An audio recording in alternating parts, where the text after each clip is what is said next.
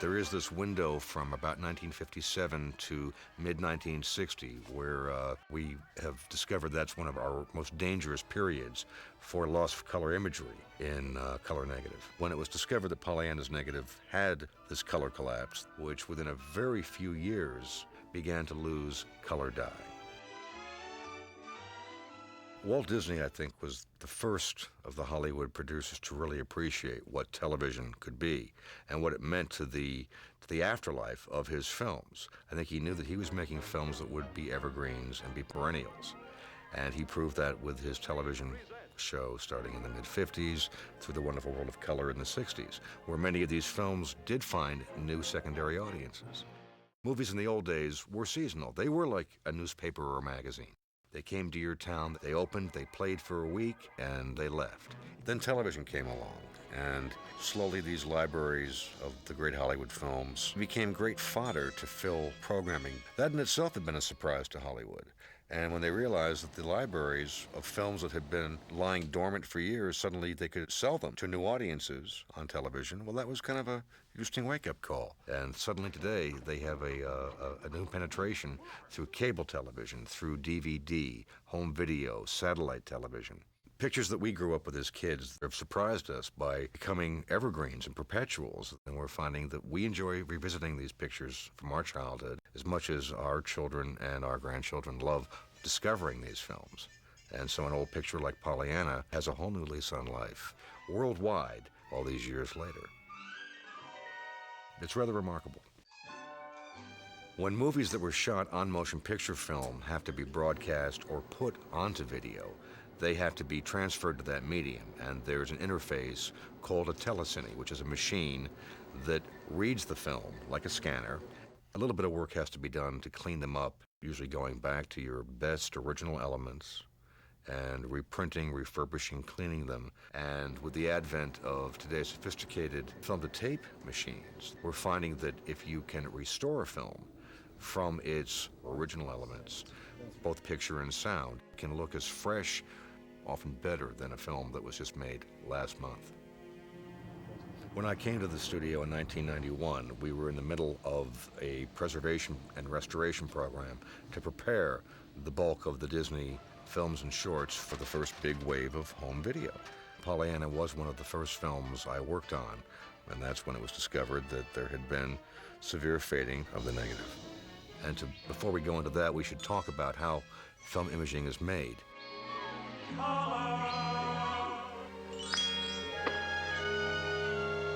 Color does brighten things up, doesn't it? When Technicolor made the breakthrough with the first three-color process, I wanted to cheer. Flowers and Trees was the first full-color film to hit the motion picture screen. It made quite a splash. Prior to the early 1950s, if you wanted to make a color movie in Hollywood, you had to pretty much use the Technicolor process, which was wonderful but very expensive and cumbersome because the camera was the size of a motorboat and it had 3 rolls of film that ran through it, a lot of lighting equipment to light up the sets and the actors. To explain this, maybe we should step back into Pollyanna. There's a wonderful moment where Mr. Prendergast shows Jimmy Bean how the prisms work. You see the shape of this crystal? That is a prism. The light is stripped by that angle, that refracts the ray, splits the colors, diffuses them at an oblique angle, and bends it out into a dispersed color band. You understand? What he means is, the sun comes through here and paints a rainbow, you see? Prism is a piece of cut glass that has the ability to take the white light of nature and divide it into the 3 primary colors, which are red, blue, and green. Once you have these 3 primary colors of red, blue, and green, you can mix them and create every color known to man, every value in between, purples, yellows, aqua, rose. They're all because of these 3 primaries. And that's the basis of all photography and all vision in the human eye. Motion picture film in the old Technicolor days had 3 black and white films that ran that captured the light images of those 3 primary colors because the white light went through a prism, and sent those divided rays to the 3 black and white films inside the housing. The other component of the classic Technicolor system was their printing process, which transferred color dyes, red, blue, and green, or yellow, cyan, magenta dyes, which are the complements of the red, blue, green primary colors. And those are the dyes that are then used in printing with colored light. They're like 3 different negatives all together, all atop each other, onto a release print to give it your positive.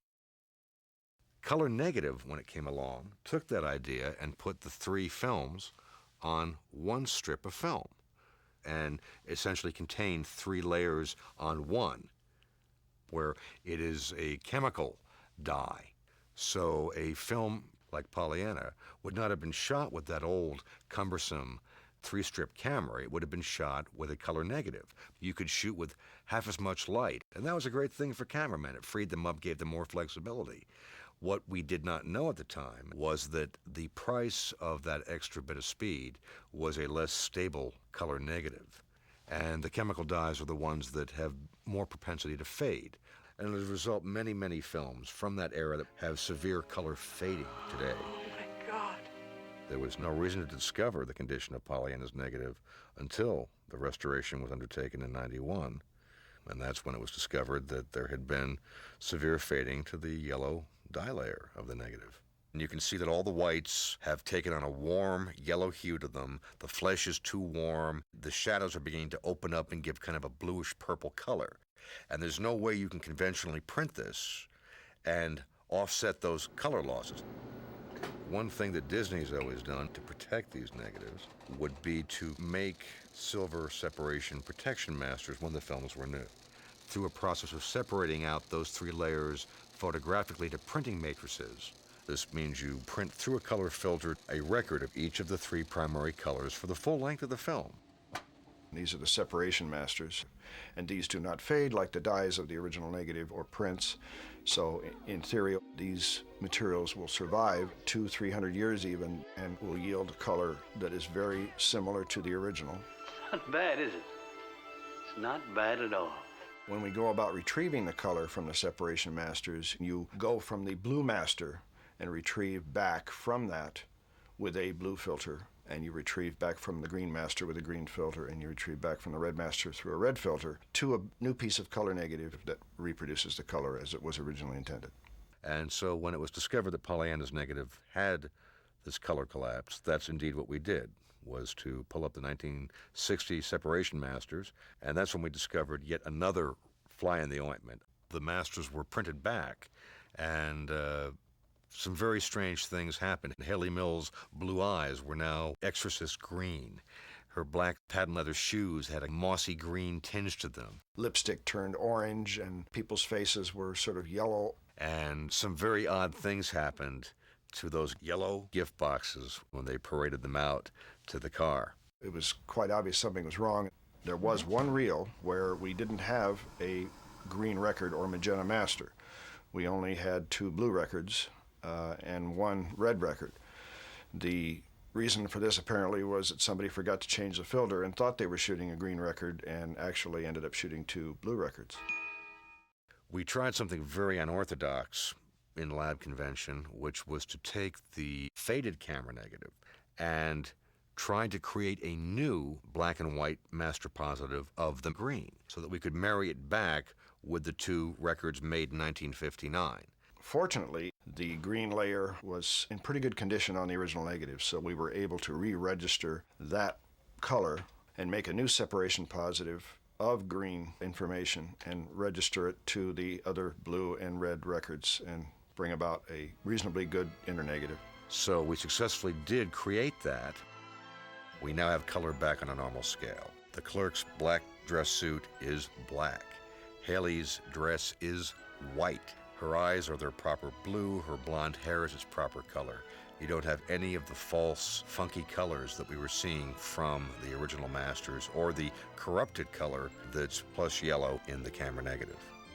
If there was any lesson I learned as a film preservationist in restoring Pollyanna, it was to always check preservation materials when you make them. Don't make them assume they're correct and put them away to let the next guy worry about them or the next century worry about it. It's kind of like not checking your babysitter's references before you have her come over for the evening and leave your children with her. Come on, don't dawdle. There's a lot of work still to be done to preserve these films. Disney and most Hollywood studios really support the restoration of their film libraries. There are a lot of compelling reasons why we want to keep our films. They're part of us. They are a document for what we thought, what we wore, where we were going, and where we were. We love stories, and if we don't take care of the physicality of these films in the long haul by keeping them well, storing them well, working on them periodically, we do run a risk of having them survive in less than optimum quality, or in the worst cases, being lost altogether. We want to see Pollyanna the way David Swift and Walt Disney told it, and the way Haley Mills played it.